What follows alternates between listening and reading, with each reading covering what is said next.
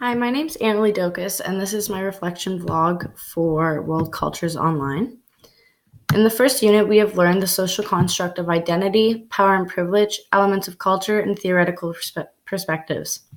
Social construct of identity was one of the biggest parts of the unit that I learned the most about myself, but also other individuals and groups around the world. Most individuals believe they are part of a whole or a bigger group. This helps the individual shape their personality and also sets out rules for them to follow. As I am a high school student that attends Ross, there are very many different groups. For example, there are your athletes, your preppy kids, your jocks, your art and drama students, and your typical high school cliques. This also reminds me of the way culture works with different groups, except around the world, who speak different languages, eat different foods, dress differently depending on where they are in their geographical location.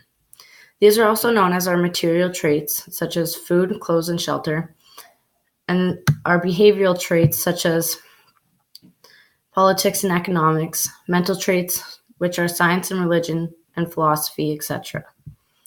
Culture shapes our identity by teaching us our values, beliefs, and morals such as honesty. Some groups do have negative effects on others such as stereotyping. For example, a big one right now is all Muslims are terrorists. These stereotypes are meant to be criticized a group as a whole, and also relating back to this course as we watch the one-sided story. The TED Talk was about when there was a bias in society, there's only one part of the bias is shown on mainstream media, and the other person on the other side of this bias is not represented at all.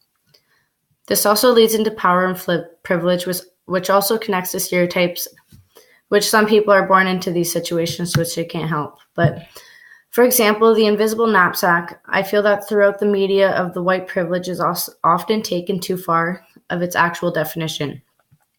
In some circumstances, I feel that the white population is also often criticized as rich and educated, when in reality, white privilege may involve some of those characteristics, but it should not be its definition. The guy in the article lived in a trailer park and went to college, but was still considered privileged, even though he didn't have access to most things that relates to white privilege, such as money. While learning theoretical perspectives, we were introduced to different theories such as structural functionalist theory, feminist theory, and conflict theory. While reading through the discussions and giving my opinions on the pictures such as the corset and the traditional face tattoos, it has opened my perspective. Especially for the corset, it made me look at the pictures from a feminist perspective of how women envied males' attention no matter what the cost. Looking at women in society now, from a feminist point of view, I would still think the same thing, especially in our generation, how most girls try and look good for males instead of looking good for themselves.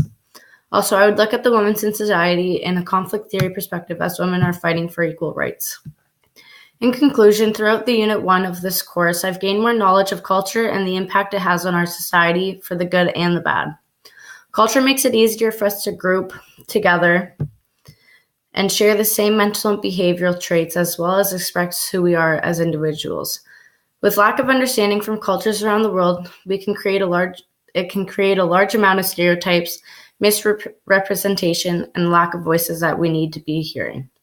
With society understanding culture, it allows individuals to have a global connection to other cultures around the world.